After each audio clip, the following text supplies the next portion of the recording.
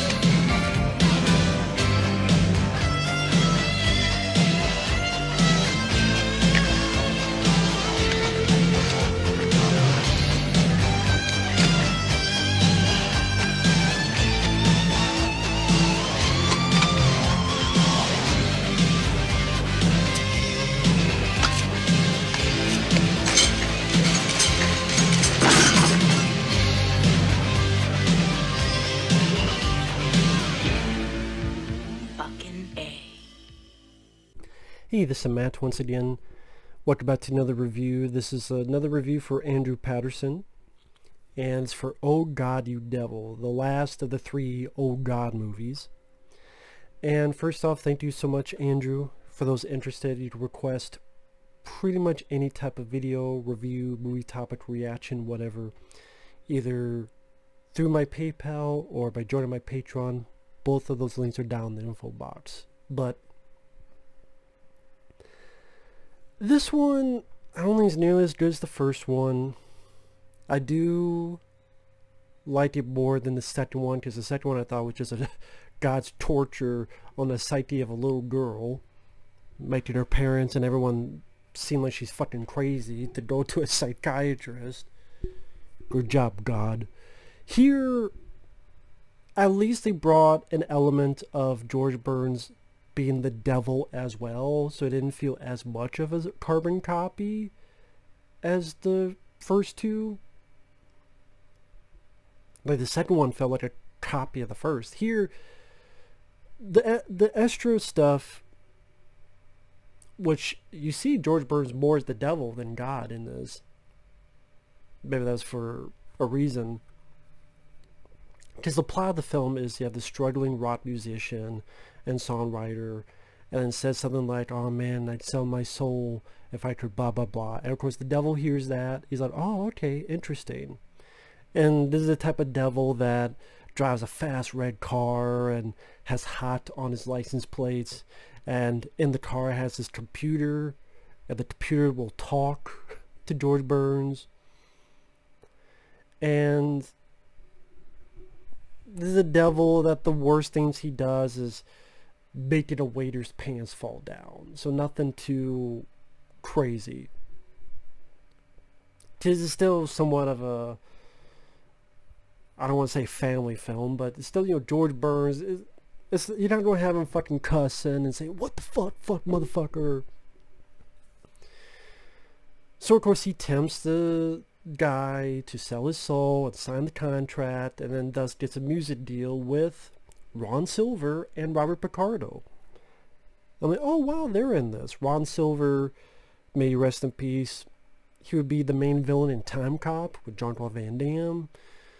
Robert Picardo, he worked with Joe Dante a lot in films like Inner Space, Gremlins 2, among others. So it was nice to see them in there. They're not in the film too much, but again, it was nice to see them. And then things are going well for him as a rock star, but the catch-22 is that he can't see his girlfriend because he kind of switched bodies with this other musician, so that guy's living his life with this girl, and he's upset about that, of course, even though he's being very rich and famous as a rock star. And then the finale is God tossed him on a phone, you have this rainbow, and It ends with a poker game where George Burns is God and George Burns is devil gamble for this character's soul. Now, yet again, like I said in my review of Oh God Book 2, I don't know why this needed to be a franchise. But just because a film's a hit doesn't mean it needs a franchise. This than the second film because at the very least this wasn't a carbon copy of the first one. At least, unlike the second one, this isn't him making a little girl go through all this. It's a guy, though selling his soul, God trying to bring him back. At least there's a little bit more to the plot compared to the second film. The guy who plays the rock musician, he was alright, but I don't even remember what else he's been in. He was okay, but acting wise, he was nothing to the character that I sympathize with. I don't know if it didn't bring me that sweet, I don't know, just he didn't do much for me as a character. Ted Wass, W-A-S-S, Ted Wass, I just didn't care about him. I didn't care about his plight. I didn't care whether he won or lost. I'm looking at what else he's done. Mainly TV work. He was on the TV show Soap. That's one of his big claims to fame. He was in Curse of the Pink Panther. He was in other TV stuff. Directed some episodes of Blossom. Oh, he was on the main cast of Blossom, so that's his big work. TV shows Blossom and Soap.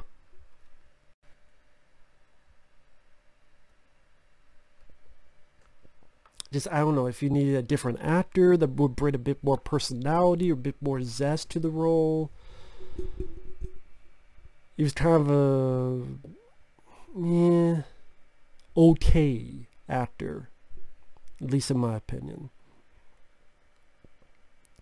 And it was fun seeing George Burns as the devil, but because he's limited to what he can do, because again, you're not going to have him do crazy, outrageous, dangerous things like the devil would, and you're not going to have him curse up a storm. You could, that'd be interesting, but they would not do that. Which in a weird way, to me, it's kind of a detriment. He's the devil, but he's limited. He's the devil, but he's got to be a PG devil. But like I say, it was cool to see George Burns do a little bit something different and have a little bit of fun with his role.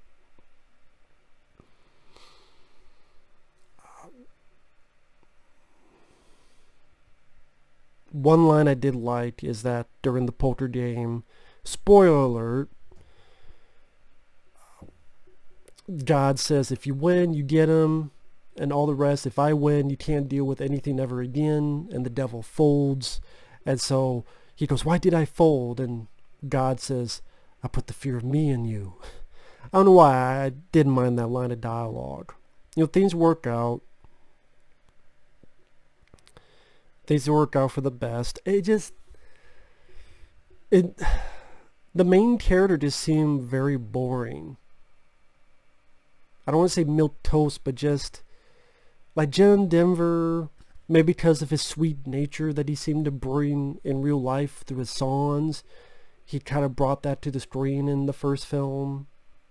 Just sweet, seemed like a sweet guy. Here, he just an average meh guy. Not a bad guy, but just meh. And maybe just, again, if you picked a different actor, or an actor that had a bit more charisma, or an actor that had a bit more presence, or an actor that had a bit more oomph to him, maybe that would work better. Like I said, because of its rating, you're going to be limited to what you could do. As a comedy, I didn't really laugh at all. There's really nothing that I laughed at. In fact, I'm trying to think like what you're supposed to laugh at. I guess some of the little stuff that George Burns did, like he lights his thumb as a fire to light a cigarette. My God, guess again.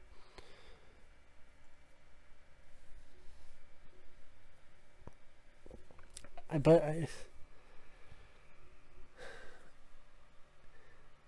I said, it was a alright time waster at best because of seeing George Burns play a different role. Like I said, it was cool to see people like Ron Silver and Robert Picardo. Like if one of them were the leads, maybe I think that'd be a bit more interesting. But like I said, the lead is kind of boring. The plot, as a rock star, you get semblances of his success, but they don't really go too in-depth into his success. There's like a little montage, oh, I'm being successful, rock star, but there's not a lot of in-depth of him living the life of a rock star and maybe all the temptations of being a rock star and constant barrage of women and drugs, and because again, it's dealing with a certain rating that's going to make stuff of that nature limited. I mean, I think this is rated PG. This is before PG-13. It wasn't rated R. So PG might be G for all I know, but at very most PG. So you have this plot, but again, you're going to be limited to what you can do because you can't show too much of women, you can't show drugs, you can't show this. If you're dealing with the story of a rock star, and maybe that'd be the temptations to make him forget about this girl that he loves and blah blah blah blah. But anyway, maybe he shouldn't have been a rock musician. Maybe he should have been, I don't know, some other thing. The kind of reaction I'm doing the review is kind of reaction I got watching the film. Kind of like, there wasn't really much to talk about. There's really not much to say, at least for me, about the film. Better reviewers will find a lot more to say about it. To me, just go watch the first one, or I don't know, maybe watch Bedeviled with Brendan Fraser, which I haven't seen that in a long time. But yeah, either way, thanks for watching. Take care. We'll see you guys later. Bye-bye.